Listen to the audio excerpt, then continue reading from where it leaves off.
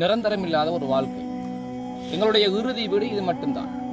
இந்த கபரு பேசுவதாக ரசூல் ஸல்லல்லாஹு அலைஹி வஸல்லம் அவர்கள் சொன்ன ஒரு வார்த்தை இருக்கிறது. மிக நீண்ட ஒரு ஹதீஸிலே சொன்னார்கள் கபருடைய பேச்சை பற்றி.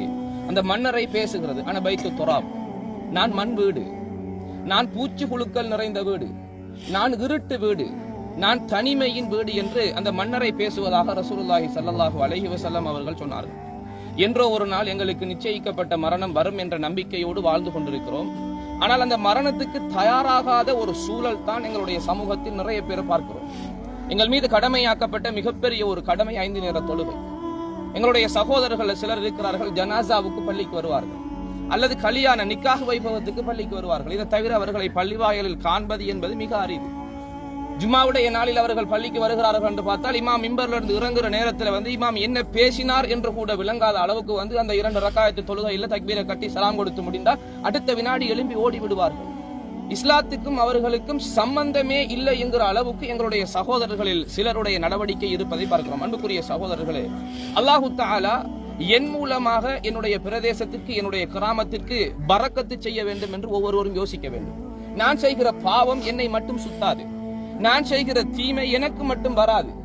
என்னை சுற்றி இருக்கிற என்னுடைய குடும்பம், என்னுடைய சகோதரர்கள், என்னுடைய ஊர், என்னுடைய கிராமம், என்னுடைய நண்பர்கள் அனைவருக்கும் அல்லாஹு தஆலா தர இருக்கிற பரக்கத்துகளை என்னுடைய செயலின் மூலமாக அல்லாஹு தஆலா அந்த பரக்கத்துகளை இறங்க விடாமல் அல்லாஹ் தடுப்பான் என்பதை நாங்கள் குர்ஆன் ஹதீஸினூடாக பார்க்கிறோம். அன்புக்குரியவர்களே, அடுத்த வினாடி எனக்கு மௌத் வரும் என்கிற எண்ணத்தோடு நாங்கள் வாழ்க்கையை அமைத்துக் கொள்ள வேண்டும் என்பதற்காகத்தான் நபி ஸல்லல்லாஹு அலைஹி வஸல்லம் அவர்கள் சொன்னார்கள், அக்ஸிரு மின் திக்ரி ஹாதிமில் லத்தாத். இந்த இன்பம், சுகண்டி, ஆசை இவை அனைத்தையும் அடித்து ஒழிக்கக்கூடிய மரணத்தை நீங்க அடிக்கடி அதிகமாக ஞாபகப்படுத்திக் கொள்ளுங்கள் என்றார் ரசூல் ஸல்லல்லாஹு அலைஹி வஸல்லம் அவர்கள். கொஞ்சம் கற்பனை பண்ணி பார்க்கணும், நானும் நீங்களும்.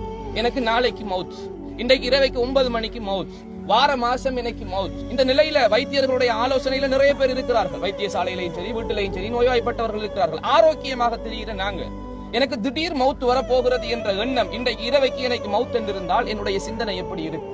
4 காசி சம்பாதிப்பதற்கு என்னுடைய சிந்தனை போகுமா? இன்றைக்கு சந்தோஷமாக என்ற வாழ்நாளை என்ற நண்பர்களோடு குதூகலமாக கழிப்பதற்கு எனக்கு சிந்தனை போகுமா?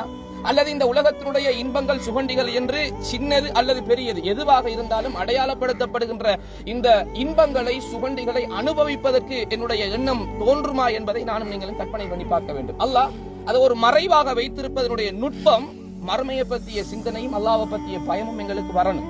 அடிக்கடி பேசும்போது எங்களுடைய ஈமான் கூடும். மன்னரையை விட்டு நாங்கள் தள்ளி போனா, பள்ளி வாயிலை விட்டு கொஞ்சம் தூரம் ஆகினால், அல்லது நல்லவர்கள் என்று அடையாளப்படுத்தப்பட்டவர்களுடைய அந்த சூழல் அதை விட்டு நாங்கள் ஓரமாகி போனால் நிச்சயமாக ஷைத்தான் எங்களுக்கு புறத்தால வந்துகிட்டே இருப்பான்.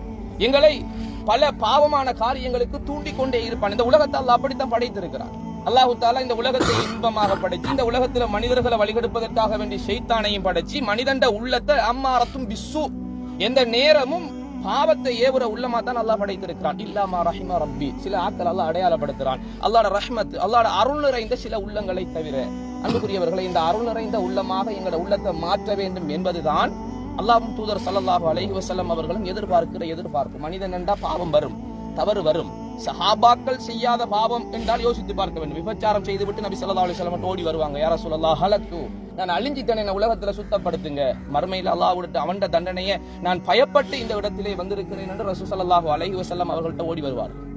மதுவிலே ஆறாக ஓடக்கூடிய அளவுக்கு மதுவை அவர்கள் ஊற்றி விட்டார்கள். மது தடை செய்யப்பட்ட நேரத்தில் என்கிற பார்க்கிறோம். மதுவுல திளைத்தவர்கள், மது இல்லாமல் வாழாதவர்கள் என்ற அளவுக்கு சஹாபாக்கள் அன்னரம் இருந்தார்கள். அல்லாஹ் தடுத்தான், உடனடியாக அதனை நிறுத்திக் கொண்டார்கள். அன்புக்குரியவர்களை, நாங்க முஸ்லிம்கள் ஒரு கட்டுப்பாட்டோடு வாழ வேண்டிய ஒரு கடப்பாடு எங்களுக்கு இருக்கிறது. வாழ்க்கையில எப்படி இருந்தாலும் வாழ்ந்துகிட்டு போய் தரலாம். அது இந்த உலக வாழ்க்கை, எப்படி வேண்டும் என்றாலும் வாழ்ந்து விட்டு சென்று விடலாம்.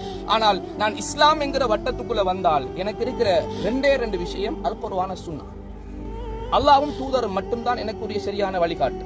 அல்லாஹ்வும் தூதரும் எதை சொன்னாங்களோ அதை நாங்க எடுத்து நடக்கணும். எதை செய்ய வானாண்டு தடுத்தாங்களோ அதை நாங்க தவிர்த்து வாழ வேண்டும். எங்கட சமூகத்துல நிறைய பேர் தலைகீழாக விளங்கி வைத்திருக்கிறார்கள்.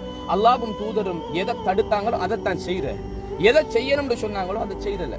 அன்புக்குரியவர்களே, நானும் நீங்களும் யோசித்து பார்க்க வேண்டும். இந்த மண்ணறை எங்களுக்கும் சொந்தமானது. அடுத்த நிமிடம் எங்களையும் ஏனைய சகோதரர்களை அடக்கி விட்டு செல்வார்கள். முன்கர் நக்கீரங்கிற 2 மலக்குமார்கள் எங்களை எழுப்பி கேள்வி கேட்பார்கள். உன்னுடைய ரப்பு யார், உன்னுடைய வேதம் என்ன, உன்னுடைய சகோதரர்கள் யார், உன்னுடைய தூதர் யார் என்று கேட்டால், இந்த உலகத்துல சும்மா இஸ்லாம் உத்தவத்தை படித்து விட்டு நாங்கள் பதில் சொல்வது போன்ற அல்ல, அல்லது நாங்க பயான்ல 2 பயான கேட்டு போட்டு பதில் சொல்வது போன்ற அல்ல. கேட்டா பதில் சொல்ல இயலாது, நான் வராது. சக்கராத்துடைய நேரத்தில் கூட மலக்குமார்கள் முன்னால் வந்து எங்கட உயிரை கைப்பற்றுவதற்கு இருக்கிறார்கள். உயிர் காலில் இருந்து கலண்டு வந்து தொண்டக்குழி அடையுது தரகருடைய நிலை. இந்த நிலையில கூட மலக்குமார்களை நாங்கள் பார்ப்போம். மலக்குள் மௌத் முன்னுக்கு இருப்பார், எங்கட உயிரை கைப்பற்ற போகிறார், வந்திருக்கிறார் என்று சொல்வதற்கு நாங்களும் பேசல. அல்லாஹ் தடுத்து விடுவான். அன்புக்குரியவர்களே, இதுதான் அந்த அங்கலாய்ப்பு என்பது. இப்படிப்பட்ட ஒரு சூழல் கபர்ல வரும்.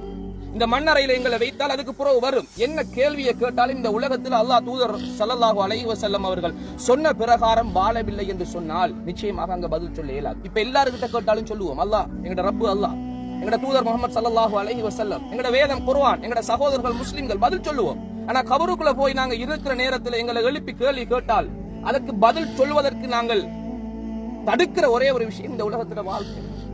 எங்களுக்கு நாங்க சாட்சி, எங்கட மனசாட்சிக்கு துரோகம் இல்லாமல் குர்ஆனையும்